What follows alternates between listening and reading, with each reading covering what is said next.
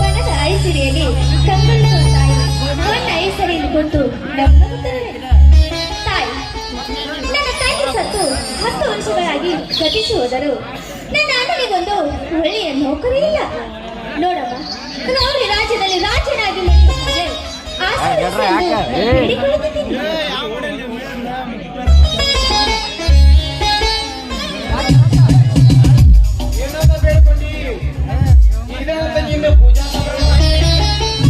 ಅಣ್ಣ, ಇದು ನೂಲ ಹುಣ್ಣಿಮೆಯನ್ನ ಬಾಣ ಪ್ರಸಾದ ತೆಗೆದುಕೋ. ಏನನ್ನ ಬೇಡಿಕೊಳ್ಳಿ ಬನಶಂಕರಿ ಮಾತೆ ಹೇಳಿ. ಅಣ್ಣ, ಇಂದೊಬ್ಬ ಅಣ್ಣನಿಗೆ ಸಬ್ಬುತ್ತಿ ಹಾಗೂ ಉಂಡೆ ಕೌತೆಯನ್ನು ಕೊಟ್ಟು ಕಳುಹಿಸು ತಾಯಿ. ಸದಾ ನಿನ್ನ ಆಶೀರ್ವಾದ ಬೇಡಿಕೊಂಡೆ ಅಣ್ಣ. ನನಗೆ ನಗು ಬರ್ತಾ ತಂಗಿ ನಿನ್ನ ಮಾತಿಗೆ. ಯಾಕಣ್ಣ? ದೇವರ ಕರುಣಿಸಿದ ಸಂಸ್ಕೃತಿ ಎಲ್ಲರೂ ಆವರಿಸಿದರೆ ಹೀಗೆ ಆಗುತ್ತಮ್ಮ ಈ ಜಗದ ಪರಿಸ್ಥಿತಿ.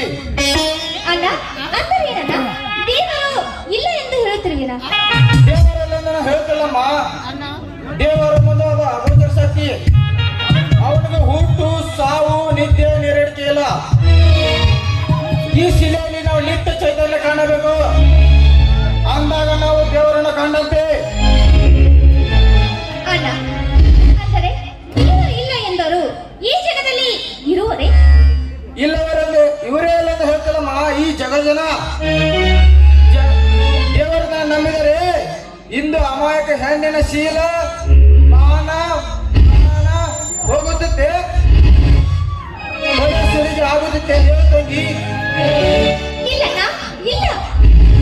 ಅಂದಾಗ ಇನ್ನೂ ಲಂಚ ಹೋಗಿಲ್ಲ, ಭಯೋತ್ಪಾದನೆ ನಿಂತಿಲ್ಲ, ಜಾತಿ ಬೇರು ಕಿತ್ತಿಲ್ಲ. ಈ ಜಾತಿ ನಿನ್ನೆಂದು ನನಗೆ ಅಪ್ಪನ ಒಂದು ಸ್ಥಾನ ಬಿಟ್ಟು ನನಗೆ 4ನೇ ಸ್ಥಾನ ನೌಕರಿ ಕೂಡ ಆಗ್ತದೆ ಇಂದಿನ ಸರ್ಕಾರ. ಅದಕ್ಕಾಗಿ ಅಧಿಕಾರ ನೀಡಿ ಪೊಲೀಸ್ ಇಲಾಖೆಗೆ ಬಯಸಿ ಬಂದಿದ್ದೇನೆ ನಾನು. ಯಾಕೆ ಹೀಗೆ ಮಾಡಿದರೆ? ಮಾಡಿ ಬಂದಿರುವೆ. ನನ್ನ ನಿಷ್ಠೆ ಇಚ್ಛಾಶಕ್ತಿ ಮುಂದೆ ಅವರ ಕೊಡುವ ನೌಕರಿ ನನಗೆ ಬೇಕಾಗಿಲ್ಲಮ್ಮ. ನನಗೆ ಬಲವಾದ ರಟ್ಟೆಗಳು ದೇವರು ಕೊಟ್ಟ ಬಲವಾದ ರಟ್ಟೆಗಳಿವೆ. ಈ ತಾಯಿ ಶಕ್ತಿಯಲ್ಲಿ ಹೊಟ್ಟೆ ತುಂಬಿಸಿಕೊಳ್ಳುವ ಈ ಪ್ರಪಂಚದಲ್ಲಿ ಇರಲಿ ಬಿಡೋಣ. ಇವತ್ತು ರಕ್ಷಾಬಂಧನ. ಈ ತಂಗಿ ಕೈಯಿಂದ ರಾಜ್ಯವನ್ನು ಕಟ್ಟಿಸ್ಕೊಬ. ಆಯ್ತು, ಕೊಟ್ಟು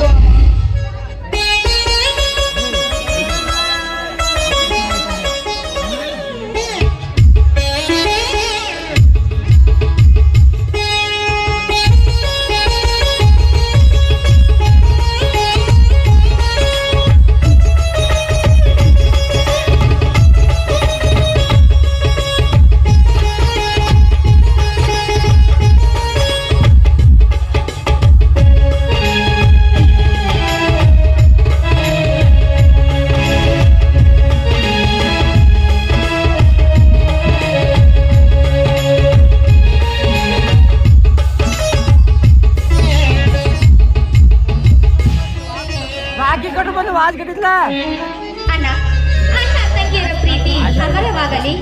ಈ ನಿಮ್ಮ ಈ ಜಗದಲ್ಲಿ ಈ ಕೀರ್ತಿ ಶಾಶ್ವತವಾಗಿ ಉಳಿಯಲಿ. ಈ ಕಲಿಯುಗದಲ್ಲಿ ಕಲಿಯುಗದ ಕೃಷ್ಣ ಅರ್ಜುನ ಹೆಸರು ಹರಡಲಿ. ನಿನ್ನ ಆರೋಗ್ಯ ಯಶಸ್ಸಾಗಲು ನನ್ನ ಆಸೆ ತಂಗಿ. ಈ ಸಮಾಜದಲ್ಲಿ ಧರ್ಮವಿದೆ, ಅದರಲ್ಲಿ ದೇವರಿದ್ದಾನೆ. ಈ ನುಡಿ ಸತ್ಯವಾಗಿರಿಸಿ ಅರ್ಜುನ ನಮ್ಮ ಹಳೆಯನಿಂದ ಅನ್ಯಾಯದಿಂದ ಅಲಪತನ ಕಳಿಸಿ ಹೊಸ ನಾಡನ್ನು ಕಟ್ಟಿದರೆ ನಿನ್ನ ಅನ್ನ ಹುಟ್ಟಿದ ಸ್ವಾರ್ಥಕ್ಕೆಲ್ಲಮ್ಮ. ಇದೇ ಈ ನಿನ್ನ ಅಣ್ಣನ ಆಸೆ. ಬಾರಮ್ಮ, ಈ ರಾಖಿ ಕಟ್ಟಿದ ಹಬ್ಬದಲ್ಲಿ ಹಾಡೊಂದು ಹರಿಸಗೀತೆ.